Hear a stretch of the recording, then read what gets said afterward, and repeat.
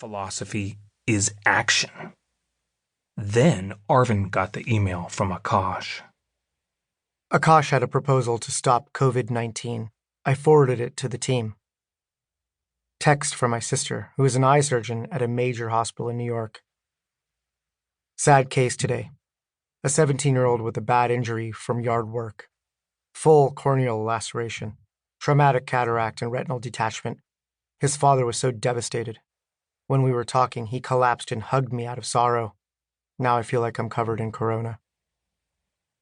Akash wrote that he had 735 kilograms of niclosamide on its way to the U.S.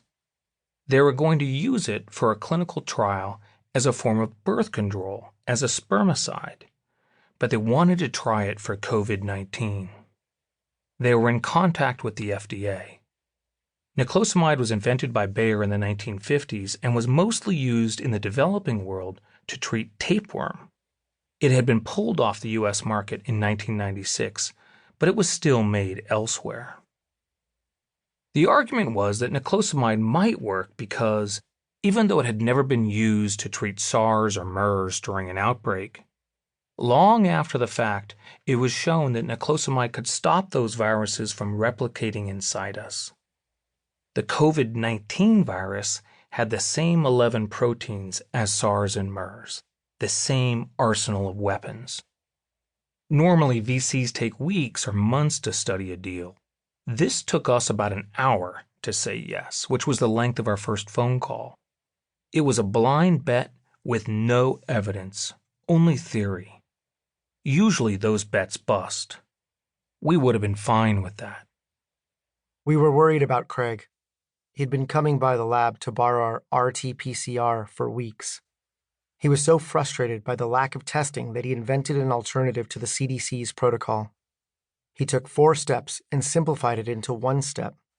He and Gabe were out on the street testing random people, including the homeless. Then Craig got some positive samples from UCSF and was able to confirm his test worked. He had a lab space arranged. He could start testing in 3 days, but he needed money to buy a real-time ABI 7500 DX PCR to handle the volume. When we tried to wire him $250,000, he realized he hadn't even set up a bank account yet. Sleep was important. Sleep as much as possible. Roll out of bed, Zoom calls for 14 hours. Days became a photocopy of the day before. Without the texture of moving around the city or bouncing around IndieBio, I became forgetful. My memories were unmoored from geography, synthetic, like boring dreams I couldn't wake from. Arvind wrote a letter to all our alumni. Nobody knows how long this will last. Nobody knows how this will end. I do know this.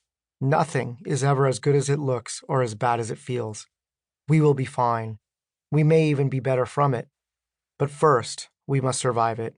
You are all IndieBio companies, which means you are already survivors, born and bred in the basement on Jesse Street in the Tenderloin. Walking into the office meant stepping over the hardships of life just to face it again in the lab. But this shock is different. COVID-19 will test us all. At least a dozen of our alumni were running into the fire. In Korea, their zoonotic virus lab tried 3,000 existing drugs in a high-throughput screen using kidney cells infected with the virus. They found 24 that worked well, and niclosamide was one of the 2 that stood out above the rest. We called the Gates Foundation to get it on their radar. Around the same time, Akash got great results back on niclosamide from the Galveston National Lab, a biosafety level 4 containment facility that worked with live virus. 3 medical centers had agreed to start a trial. Text from my sister in New York. I have an emergency transplant to do. She will lose her eye by tomorrow. Patient should be tested for COVID but hasn't. The virus can become airborne during intubation and infect the whole operating room for hours. They don't have a mask for me. I sent an N95 mask to her by FedEx. It arrived 3 hours late. We had just opened IndieBio New York.